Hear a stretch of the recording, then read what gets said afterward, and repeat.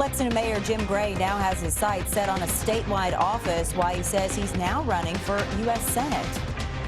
A fallen Jessamine County paramedic's legacy lives on through a bill that would help other paramedics and their families around Kentucky.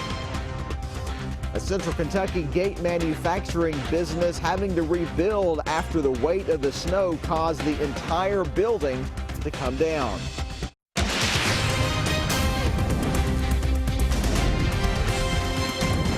WKYT News starts now with breaking news. Good evening. Tonight, investigators are trying to figure out what caused a house to explode in Adair County. A deputy coroner says one person has died and 3 others are missing. The log house exploded this afternoon on M. Coomer Road, just outside of Columbia. Investigators say the explosion also sparked a fire. Right now, they say only a small part of that house is still standing. Investigators say witnesses told them the people at the home may have been working on a car there today. We have a crew heading to the scene. We want you to keep checking WKYT.com and the WKYT News app for any updates.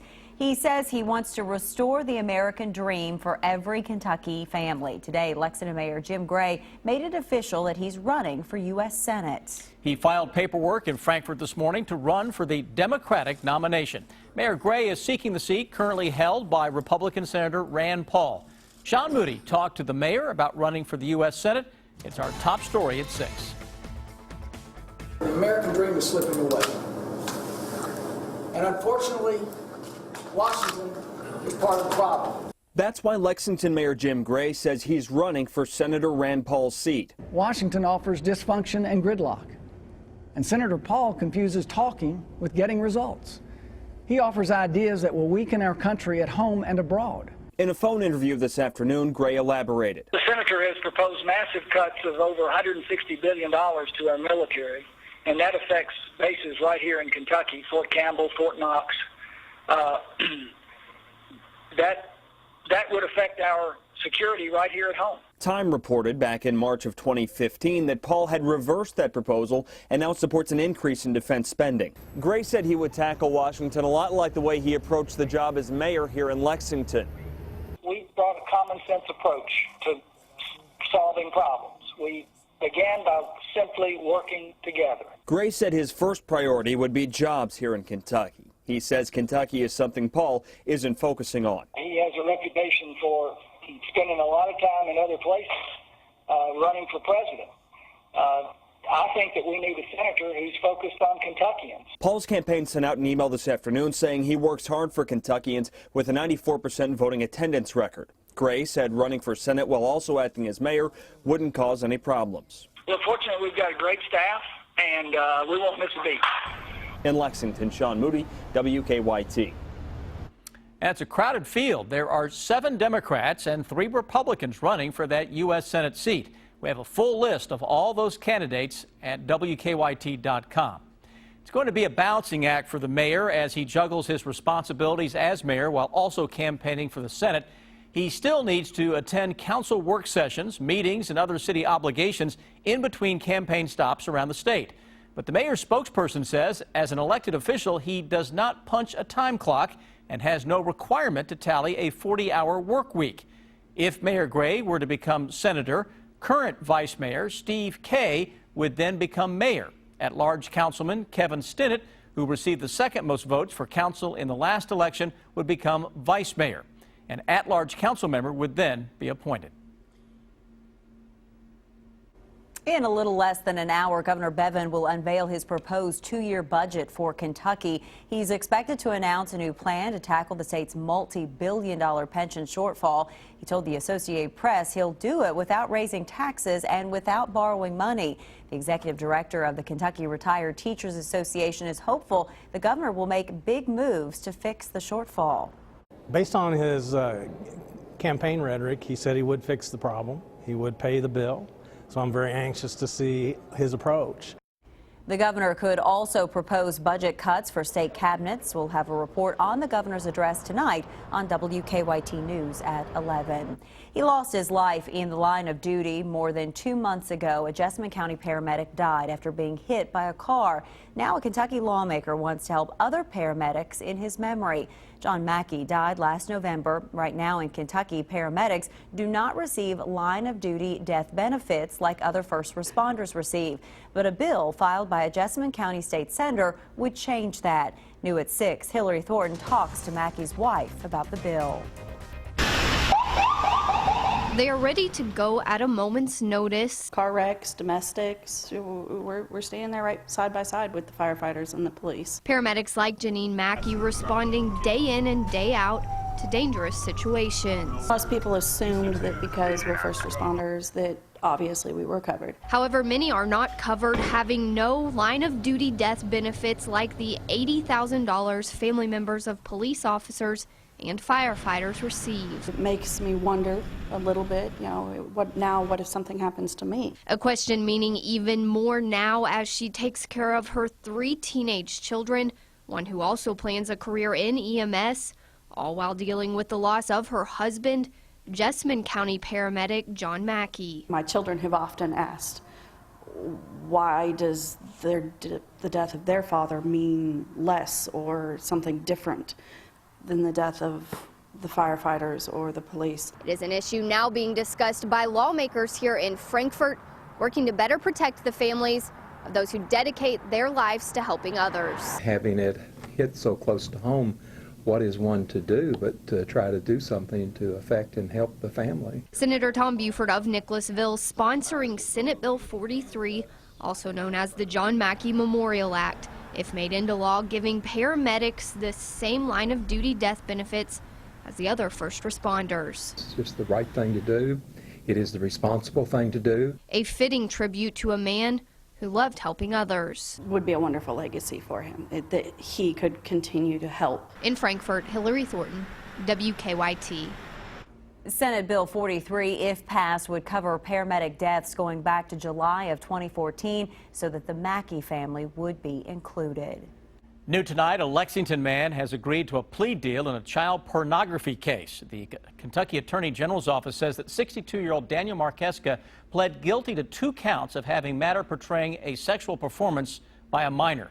Investigators say after receiving a tip, they found child pornography images in his home back in 2014. Prosecutors recommended a 5-year prison sentence in that case.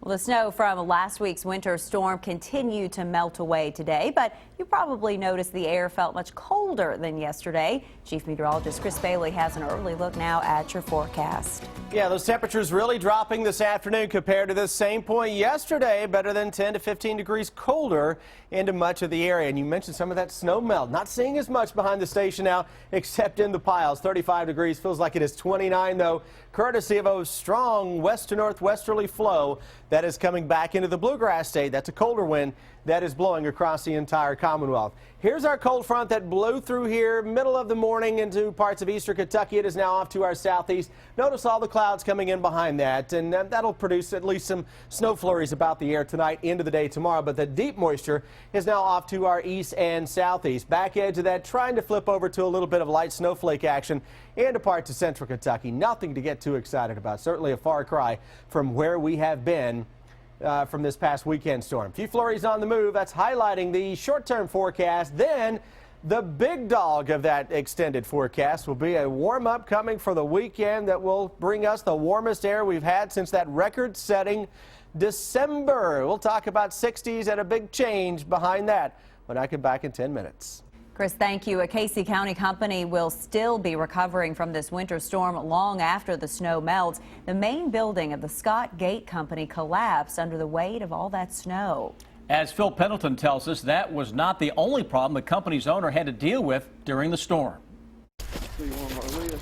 Gates, feeders, and other stuff for farmers have been made inside this metal building for more than 20 years off Kentucky 49 near Liberty. But early Saturday morning, it was no match for a lot of snow that kept falling, piling up, and then drifting. It had drifted quite a bit from one side to the other where the wind had blew it, and then we heard these 30, 40 mile an hour winds on top of it. came crashing down early Saturday morning. No one was inside. No one got hurt. That's a great blessing. The only good news in a lot of loss. It's destroyed about everything. And if this wasn't enough, the owner says he's also been hobbled by something else that happened during the snowstorm. In fact, that's why Scott sat in his truck for this interview. Broke my leg Friday afternoon. You could argue that snow broke his business and also his leg. Slipped in the snow out there and broke my leg. He has no insurance, but he vows to be back to making gates within weeks and back to normal by the summer. But we won't be back up to par probably 6 months. But we hope to be making some gates within 2 or 3 weeks. The building was destroyed, and Scott fears just about everything inside was also lost. In Casey County, Phil Pendleton, WKYT. Company leaders say the building did not have any supports in the middle, and that could have played a role in it collapsing.